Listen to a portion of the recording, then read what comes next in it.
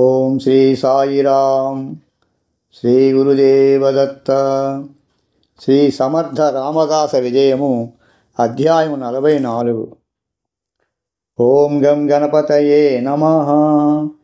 ఓం శ్రీ సరస్వత్యై నమః. ఓం శ్రీ గురుదత్తాత్రేయాయ నమః. శ్రీరామ జయ రామ జయ జయ రామ. శ్రీ నిత్యానంద స్వామి వారు కాలకృత్యములన్నీ తీర్చుకొని స్నానానుష్ఠానముల అనంతరం శ్రీ సమర్థ రామదాస స్వామి వారిని స్మరించుకొని వారి లీలను దర్శిస్తూ ఉన్న సమయంలోనే విద్యాసాగరుడు మరికొందరు శ్రోతలు వచ్చి నమస్కారములు చేసినారు. అందరినీ కూర్చుండమని సైగలు చేసిన తర్వాత శ్రీ సమర్థుల వారి లీలా విలాసములను వినిపింపుమని విద్యాసాగరుడు వినయముతోనూ శ్రద్ధతోనూ ప్రశ్నింపగా ప్రసన్నులైన శ్రీ నిత్యానందుల వారు ఇట్లు చెప్పసాగిరి. శ్రోతలారా, విద్యాసాగర, సద్గురువుల ప్రతిచర్యయు ప్రతి వాక్కును ఒక లీలయే. ఎట్లనగా సామాన్యులు మనసు వాక్కు శరీరముల ద్వారా చేయు క్రియలే కర్మలుగా పేర్కొనబడుచున్నవి. అవి ఎవరు చేసుకున్నవి వారే అనుభవించెదరు. ఇది ఒక గొప్ప సిద్ధాంతము. ఏలననగా ఆయా క్రియలు నేను చేస్తున్నానని సామాన్యులు భావించుదురు. కావున ఎవరికి వారికే పదిలము చేయబడును. మహాత్ములు నేను అన్న భావపరిధిని దాటి సర్వేశ్వరుని స్థాయిలో సమస్త క్రియలను ఆచరిస్తారు. కాబట్టి అవే క్రియలు లీలలుగా ప్రసిద్ధి చెందుతున్నవి. వాని యొక్క అనుభవము సర్వులకు పంచబడుచున్నవి. సర్వులను పాపకూపము నుండి బయటపడవేయుచున్నవి. ఇది అందరూ గ్రహించవలసిన విషయము అని బోధించి శ్రీ సమర్థుల గురించి ఇట్లా చెప్పనారంభించారు. విద్యాసాగర, శ్రీ సమర్థుల వారి ప్రార్థన వలన వారిని ఆశ్రయించిన వారెందరో రక్షించబడినారు. ఏలననగా సకల దేవతలు వారికిన్ని వారి ఆశ్రితులకున్నో మేలు చేయుటకు సిద్ధముగా ఉందురు అనుటకు ఇదియే నిదర్శనము. వేణుబాయికి చలిజ్వరం. శ్రీ సమర్థుల శిష్యురాలైన వేణుబాయిని మాత్రము ఆశ్రమంలో నుండ నియమించి అక్కాబాయి మరికొందరు శిష్యులు పట్టణానికి పోవటకు సిద్ధమైనారు. అప్పుడు అక్కాబాయి శ్రీరామచంద్రుని ఇట్లు ప్రార్థన చేసినారు. శ్రీరామ, రామనవమి ఉత్సవాల కొరకు సాహిత్యం అనగా సరుకులు తెచ్చుకున్నటకై పొరుగురు పోవుచున్నాము. మేము తిరిగి వచ్చే వరకు వేణుబాయితోనే సేవలు చేయించుకునుము. ఈ ఆశ్రమవాసులందరినీ పరిరక్షించు బాధ్యత నీదే తండ్రి అని అప్పగింతలు చేసినది. ఇట్లు శ్రీరాముల వారిని అందరినీ స్వాధీనపరిచి వారు బయలుదేరి వెళ్ళినారు. శ్రీ సమర్థుల వారు ఎక్కడో తీర్థాటన మందే ఉన్నారు. 2 రోజులు బాగుగానే వేణుబాయి శ్రీరాములకు పూజలు, నివేదన, హారతులన్నీ చేసినది. 3వ రోజున వేణుబాయికి తీవ్రమైన చలిజ్వరం వచ్చినది. తెల్లవార్లు చలితో వణికిపోతున్నది. మిగిలిన శిష్యులు కొందరు గొంగలి కప్పి ఎంతో సేవలు చేశారు. తెల్లవారింది. ఆమెకు లేచి నిలబడే శక్తి లేనట్లయింది. వంటలు, నైవేద్యము చేయవలను. అదీగాక శ్రీరామనవమి ఉత్సవాలకు ప్రత్యేకమైన పనులు కూడా చేయవలసి ఉన్నది. ఈ స్థితిలో తనకి ఈ విధముగా అనారోగ్యం వచ్చిందని దిగులుపడి తోడి శిష్యులతో ఇలా చెప్పింది. నా బాధ్యతను అక్కాబాయి శ్రీరామునికి అప్పగించింది కాబట్టి నన్ను తీసుకెళ్ళి శ్రీరాముని ఎదుట నిలబెట్టి బంధించండి అని కోరింది. వారు అట్లే చేశారు. ఇక వేణుబాయి ప్రార్థన పాడుట ప్రారంభించింది. ఆమె స్వయంగా కవయిత్రి. అందువలన తన భావోద్వేగమును ఈ విధంగా వ్యక్తపరిచింది. పతిత పావన జానకీ జీవన అరవిందనయన శ్రీరామరాయ అక్కా గావుగేలి మద వ్యధా జాలి దయాలారాహిలి నవమితూజ అక్కా గాంనా జాత ఐకా సీతాకాంత వేణీచాకాంత పావావేగి నవమి సమారంభ బాహుద్యాభరణం మగదేవ రాఘవ జానోరాహ ఐగుని కరుణ అయోధ్యే చరాన మూర్తి జనయనా శ్రువాలే ఐగుని వచన పతిత పావన కృపేజ పావన వేణీఖరీ.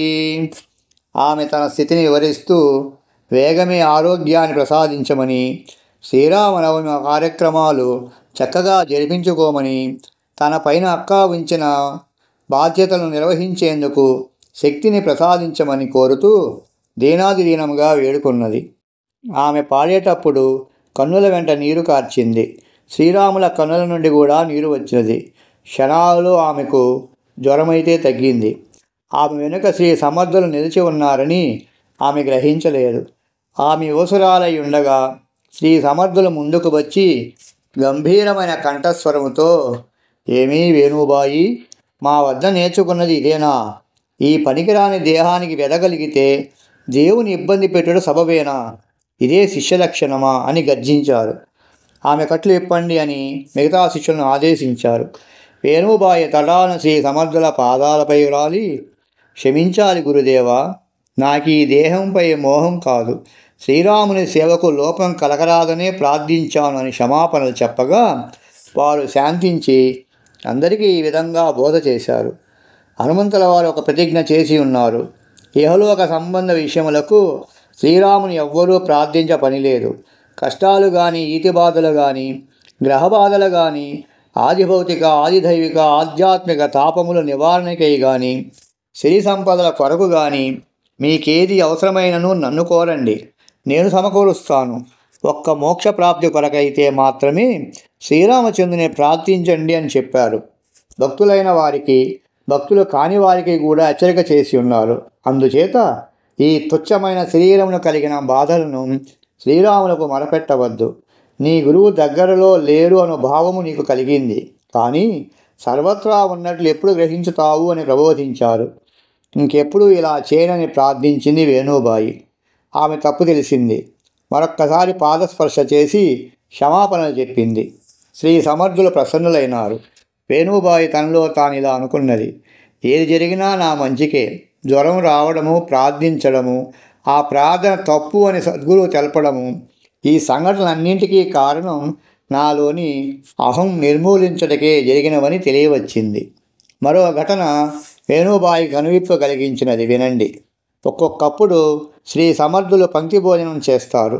ఒక్కొక్కప్పుడు వారి గదిలో పదార్థాలన్నీ వడ్డించి ఎవ్వరూ రాకూడదని నిబంధన విధిస్తారు. లోగడ సతీబాయికి తాము భోజనం చేసేటప్పుడు చూడవద్దంటే ఆమె చూచి పడిపోయింది. సాక్షాత్తు హనుమంతుల వారు దర్శనమిచ్చారని తెలుసుకున్నాము కదా.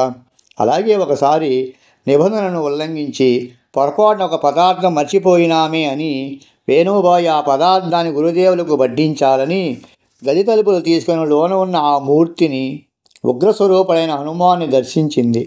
వెంటనే అక్కడే పడిపోయి చలనం లేకుండా అయ్యింది. అక్కాబాయి వచ్చి పరిస్థితిని గుర్తించి ఆమె ముఖం పైన నీళ్లు చిలికింది. ఎన్నో ఉపచారాలు చేసింది. అయినా వేణుబాయి కళ్ళు తెరిచి చూస్తున్నా ఆ చూపు అర్థం లేని విధంగా ఉంది. ఎవరిని గుర్తించే స్థితి లేదు. చివరికి శ్రీ సమర్థులే బయటకు వచ్చినప్పుడు అందరూ చేతులు జోడించి వేణుబాయిని కరుణించి మామూలు వ్యక్తిని చేయండి అని ప్రార్థన చేశారు. ఆమె ఎందుకు గది తలుపులు తెరిచింది అని స్వామి ప్రశ్నించారు. స్వామి, పాయసం మర్చిపోయినామని వడ్డించేందుకే వచ్చినట్లుంది. చేతిలోని ఆ గిన్నె ఇక్కడ పడి ఉంటే గ్రహించాను అని అక్కాబాయి చెప్పింది. తదుపరి, స్వామి, వేణుబాయిని కరుణించండి, తల్లి తండ్రి మాకు మీరే కదా, పిల్లల తప్పులను మన్నించండి అనగా అప్పుడు వారు ప్రసన్న కంఠస్వరంతో, వేణు లేమ్మా, లేచి భోజనం చేయి అన్నారు.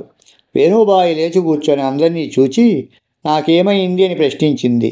జరిగిందంతా చెప్పి అందరూ సంతోషంతో భుజించారు. తిమాజీ పంత్ ప్రాణరక్షణ. విద్యాసాగర, ఇటువంటిదే మరొక్క సంఘటన వినండి. శ్రీ సమర్థుల వారు రామేశ్వర యాత్రకు పోయినప్పుడు చికోడి అనే గ్రామంలో 2 రోజులున్నారు. తిమాజీ పంత్ అనే పరమభక్తుడు శ్రీ సమర్థుల వారిని దర్శించుకొని వారింటికి ఆహ్వానించి పూజించి మంత్రోపదేశమును పొందినారు. అప్పుడు శ్రీ సమర్థులు తిమాజీ పంత్ వారికి శ్రీరామ పంచాయతనమును ప్రసాదముగా ఇచ్చి తమ హస్తమును అతని తలపై ఉంచి దీర్ఘాయుష్మాన్ భవ అని ఆశీర్వదించారు. తర్వాత శ్రీ సమర్థులు ముందుకు సాగి తంజావూరుకు చేరుకున్నారు. శ్రీ సమర్థుల వారు వెళ్ళిన రోజుననే తిమాజీ పంత్ రాత్రిపూట బహిర్భూమికి పోగా అక్కడ ఒక సర్పము కాటు వేసింది. ఆయన భయంతో ఇంటికి తిరిగి వచ్చి శ్రీరామ ప్రభువు ముందర శరణాగతి చేసి ప్రార్థించగా కొంతసేపటికి శ్రీరామచంద్రుల వారు ఆ విషప్రభావను ఆకర్షించుకున్నారు. ఆయన విగ్రహం నల్లగా మారిపోయింది. తర్వాత తిమాజీ పంత్ అది చూచి చాలా బాధపడినాడు. శ్రీ సమర్థుల వారిని ప్రార్థించుకున్నాడు. శ్రీరామునికి ఇంత కష్టాన్ని కల్పించిన ఈ శరీరం తనకొద్దని ప్రార్థన మొదలుపెట్టారు. ఆ విగ్రహం మామూలుగా కాకుంటే నేను బ్రతకను, ఈ శరీరం వదిలేస్తానని ప్రాణాచారం పడుకున్నాడు. శ్రీ సమర్థులు అతనికి స్వప్నంలో కనిపించి ఆశీర్వదించారు. తెల్లవారి చూస్తే శ్రీరాముల విగ్రహం మామూలుగా మెరుస్తూ కనిపించింది. అమితానందంతో ఆ విగ్రహాలను తన ఇంటిలోనే ప్రతిష్ఠింపజేసి అన్న సంతర్పణ చేసి తన జీవితాంతం శ్రీరాముల సేవలో గడిపాడు తిమాజీ పంత్. శ్రీ సమర్థుల తీర్థయాత్ర.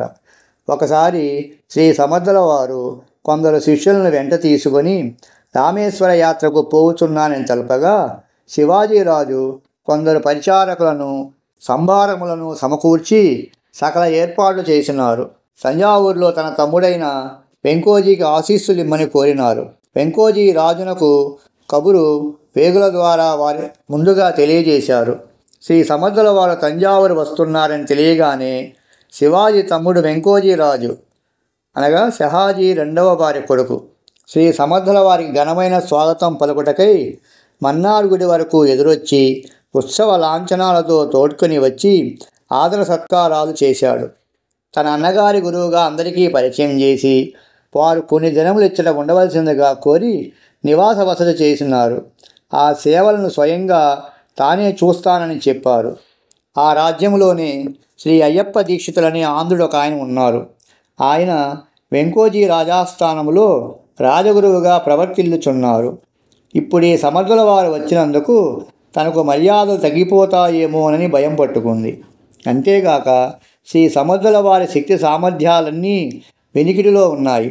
తను రాజగురువుగా ఉన్నప్పటికీ ఏదో యజ్ఞయాగాద నిర్వహణ, పూజలు పురస్కారాలే కానీ తన వద్ద అతీత శక్తులేవీ లేవు.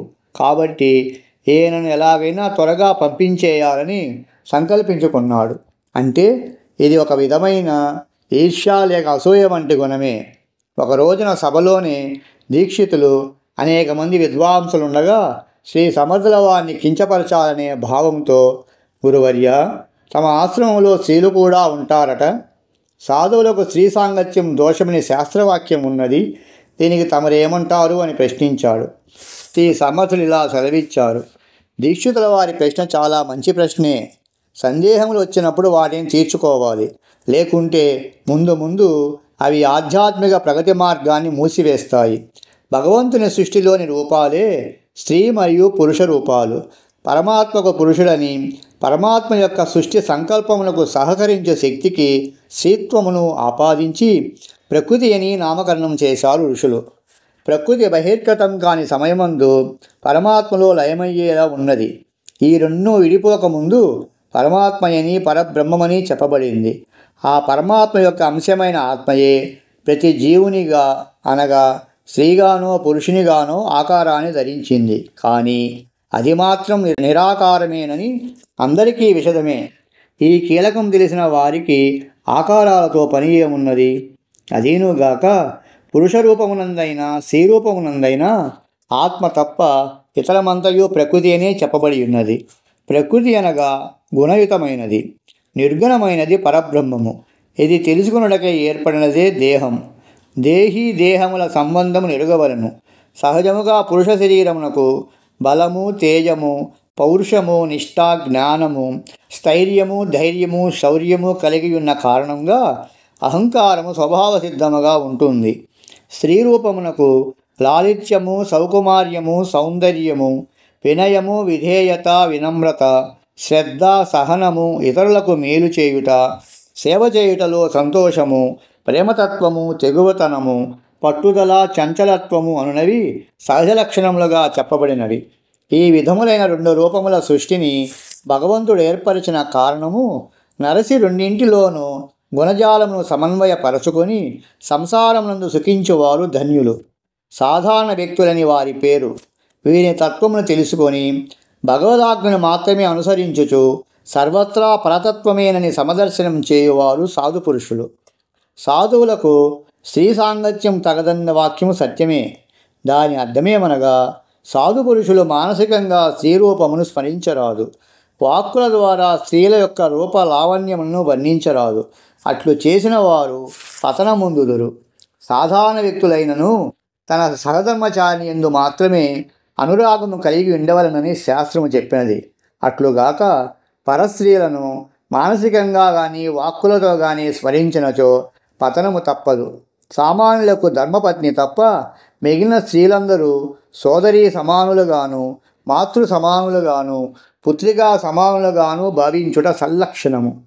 సాధువులకు కన్నతల్లియేగాక లోకములోని స్త్రీలందరూ మాతృ సమానులే. భిక్ష పెట్టినవారు, సేవలు చేసేవారు, అన్ని రంగాలలో స్త్రీశక్తి యొక్క సహాయం ఉంటూనే ఉంటుంది. అంతేకాదు, మాతలందరూ మా బోధనను శ్రవణం చేస్తేనే దేశ సంరక్షణకు ఉపయోగపడే సంతానమును ప్రసాదించగలరు. ఇదియే మహాత్ముల ఆశయం అని సుదీర్ఘ ప్రవచనము గావించేది. శాంత గంభీర స్థిరత్వములు కలిగి ఉన్నచో మోహము దూరమగునని తెలిపిరి. అంతయు విని సభాసదులు ఆశ్చర్యము, ఆనందము, పారవస్యమును పొంది నిశ్చేష్టులై కొంత తడవు ఉండినారు. తర్వాత తెప్పరిల్లుకొని శ్రీ అయ్యప్ప దీక్షితుల వారు రాజగురువు శ్రీ సమర్థ రామదాస్ స్వాముల వారికి జయము జయము అని జయజయధ్వానములు చేసి పాదాభివందనములు ఆచరించినారు. శ్రీ సమర్థుల వారు జయ జయ రఘువీర సమర్థ అని శ్రీరామనామ స్మరణం చేశారు. సభాసదులందరూ జయ జయధ్వానాలు చేశారు. విద్యాసాగర, శ్రీ సమర్థుల వారి భక్తి కలిగిన వారు తరించారు, భక్తి లేని వారు కూడా తరించారు అనగా ఉద్ధరించబడినారనుటకు ఇది ఒక తార్కాణము. కొన్ని రోజులు వెంకోజీ ప్రార్థనపై అచ్చటనే ఉండి అందరికీ భక్తిభావములు పెంపొందించిన తరువాత రామేశ్వర యాత్రకై బయలుదేరినారు. తిరుగు ప్రయాణంలో మరలా దర్శనం కావాలని వెంకోజీరాజు కోరగా అనుమతించారు. శ్రీ అయ్యప్ప దీక్షితులపై వాత్సల్యం. రామేశ్వరం పోవు దారిలోనే శ్రీ అయ్యప్ప దీక్షితుల వారి స్వగ్రామమైన అడపలే గ్రామం ఉన్నది. శ్రీ సమర్థ రామదాస స్వామి వారిని రావాలని కోరి తమ గ్రామమునకు తోడ్కొని పోయి తన స్వగృహంలో వారికి భిక్ష ఇవ్వవలనని తన కోరికను శ్రీ స్వామివారికి నివేదించి అనుమతి పొందినాడు. గొప్ప వైభవంగా శ్రీ సమర్థుల వారిని తన గ్రామానికి తీసుకొని పోయి ఆదర సత్కారములతో వారికి పాదపూజలు ఆచరించారు. కుటుంబంలోని వారందరికీ శ్రీ సమర్థుల వారి చేత దీవెనలు ఇప్పించారు. తన చపలత్వ బుద్ధి వలన తమని విమర్శించి తప్పు చేశానని, ఇంక మీదట ఇట్లు చేయకుండా బుద్ధిని ప్రసాదించమని వేడుకొన్నాడు. శ్రీ సమర్థులు ఆ బ్రాహ్మణునితో, నీవు లోకరీతినే ప్రవర్తించావు, ఏది జరిగినా మన మంచికేనని భావించవలను. నీ మూలమున వెంకోచీరాజు మొదలగు సభాసదులందరూ సత్యమును తెలియగలిగినారు. మేము తిరిగి వచ్చేసరికి హనుమంతుని ఆలయం నిర్మించమని ఆజ్ఞాపించినారు. తమతో వచ్చిన బికాజీ గోసావి గారిని తంజావూరులో తాము తిరిగి వచ్చే వరకు ఉండమని ఆదేశించినారు. శ్రీ సమర్థులు రామేశ్వరం దర్శించి తిరిగి వచ్చేసరికి తంజావూరు నందు మఠము నిర్మించబడినది. అచ్చట ఆంజనేయుని విగ్రహమును ప్రతిష్ఠించారు. బికాజో గోసావి ఇక్కడ మఠాధిపతిగా ఎవరిని నియమించవాలని ప్రార్థించగా మౌని గోసావి గారిని పిలిపించి ఇక్కడ మఠ నిర్వహణను అప్పగించే వరకు వారిని అక్కడ ఉండమనిది. వెంకోజీ మహారాజుకు అనుగ్రహం ప్రసాదించమని కోరి అయ్యప్ప దీక్షితులు రాజగురువు ఇప్పించెను. శ్రీ సమర్థుల వారితో వెంకోజీ ఇట్లు ప్రార్థించెను. మహారాష్ట్రయేగాక ఈ రాజ్యము కూడా తమదిగా భావించి మాకు రక్షణ గూర్చవలని విన్నపము చేసెను. సర్వరక్షకుడు శ్రీరామ ప్రభువులే, మీరు వారి నామస్మరణము వీడక చేయమని ఆదేశించినారు. శ్రీ సమర్థులు తిరిగి ప్రయాణముచుండగా అందరూ చేతులు జోడించి శ్రీ సమర్థుల స్వరూపము చిత్రము గీయించి పూజించుకొనుటకు అనుమతి కోరగా చిరునవ్వులతో అట్లే అని సమ్మతిని తెలిపిరి. బికాజీ గోసావి శ్రీ సమర్థుల వారి చిత్రపటము మొట్టమొదటిగా గీసినారు. శ్రీ స్వామి ఆజ్ఞను పొంది పీఠమునందు పూజాధికమును నిర్వహించి ప్రతి సంవత్సరము ఉత్సవము చేయ నిశ్చయించారు. తరువాత చాఫల్లోనూ శివగాంలోనూ కూడా చిత్రపటముల ఏర్పాట్లు జరిగినవి. శ్రీ సమర్థులు తిరుగు ప్రయాణంలో ఉడిపి క్షేత్రానికి వెళ్ళినారు. శ్రీ మధ్వాచార్యుల వారికి అపరిమితానందము కలిగినది. సమర్థుల వారిని సమాదరించి కొన్ని దినములు తమ వద్ద నుంచుకొని ఇష్టాగోష్ఠి జరిపినారు, సత్సంగములు జరిపించినారు. శ్రీ మధ్వాచార్యులు తమ శిష్యులతో శ్రీ సమర్థుల వారు సాక్షాత్తుగా హనుమంతుని అవతారమని స్పష్టం చేసి పలికారు. ఈ భూమిపై శ్రీరామ భక్తిని ప్రచారం చేసేందుకే అవతరించినారని తెలిపారు. తదుపరి శ్రీ సమర్థులు ప్రయాణించి మంచాళ క్షేత్రం అనగా మంత్రాలయ క్షేత్రములకు రాగా శ్రీ రాఘవేంద్ర స్వామి వారిని కలిశారు. వారి ఇరువురి కలయిక కూడా దేశ స్వాతంత్ర పరిరక్షణ కార్యనిర్వహణ కొరకేనని తెలుసుకొని ఒకరినొకరు అభినందించుకున్నారు. తదుపరి వారి వద్ద వీడ్కోలు పొంది కృష్ణా తీరానికి వచ్చినారు. శ్రీ సమర్థుల రాక తెలిసి శివాజీ మహారాజులు తోరగల వరకు ఎదురేగి శ్రీ సమర్థులను స్వాగతించి చాఫల్ మఠానికి తోడ్కొని వచ్చినారు. శివాజీ గురుదర్శనాభిలాష. శ్రీ సమర్థుల యాత్రా విశేషములు వినుచు శ్రీ సమర్థుల వారి అనుగ్రహం తన తమ్మునికి లభించినందులకు అభినందనలతో కూడిన ఆనందము పొందెను. శ్రీ సమర్థుల వియోగము తనకు బహు కష్టమని తెలిపెను.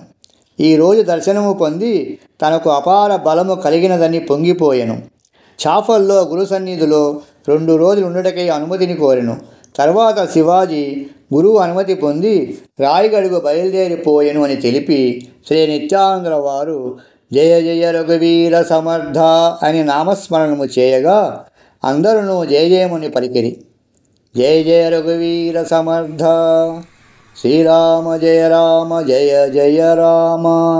ఇది విద్యాసాగర శ్రీ నిత్యానంద యోగి సంవాద రూపమున శ్రీ దత్తాత్రేయ సంప్రదాయ శిష్య పరంపరలోని శ్రీ శ్రీ శ్రీ స్వామి విఠలానంద సరస్వతి మహారాజ్ విరచిత శ్రీ సమర్థ రామదాస విజయములోని 44వ అధ్యాయము సంపూర్ణం. ఓం శాంతి శాంతి శాంతి.